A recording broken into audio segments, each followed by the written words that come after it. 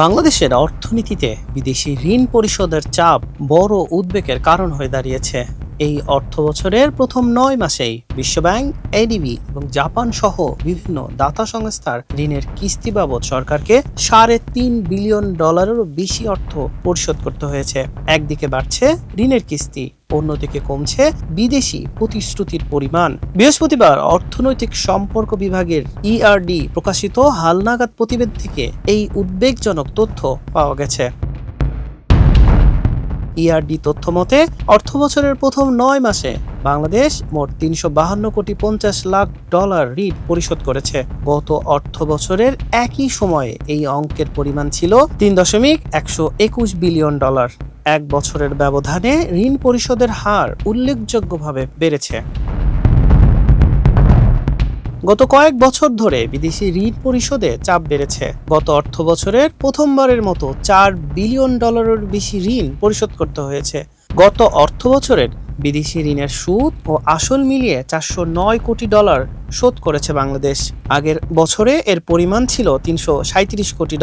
সংশ্লিষ্টরা আশঙ্কা করছেন, ঋণের কিস্তি পরিশোধের ধারা অব্যাহত থাকলে এই অর্থবছর শেষে এটি $5 বিলিয়ন ছাড়িয়ে যেতে পারে।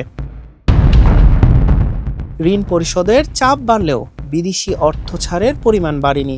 জুলাই-মার্চ সময়ে মোট বিদেশি সহায়তা এসেছে $389 কোটি। এর মধ্যে ঋণ $350 কোটি এবং অনুদান $38 কোটি। এছাড়া নতুন ঋণের প্রতিশ্রুতি পাওয়ার ক্ষেত্রেও ভাটা দেখা গেছে। গত 9 মাসে $280 কোটি প্রতিশ্রুতি মিলেছে, যা গত বছরের একই সময়ে ছিল $300 কোটি। গত 9 মাসে সবচেয়ে বেশি ঋণ ছাড় করেছে রাশিয়া। দেশটি দিয়েছে প্রায় $83 কোটি, বিশ্বব্যাংক দিয়েছে $76.5 কোটি, এডিবি দিয়েছে প্রায় $61 কোটি। চীন ও ভারত ছাড় করেছে যথাক্রমে $52 কোটি ও $24 কোটি। জাপান দিয়েছে $31 কোটি।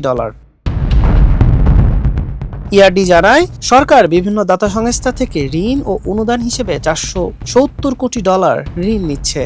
বাজেট ঘাটতি মেটাতে সরকার $1 লাখ কোটি টাকারও বেশি ঋণ নিয়েছিল।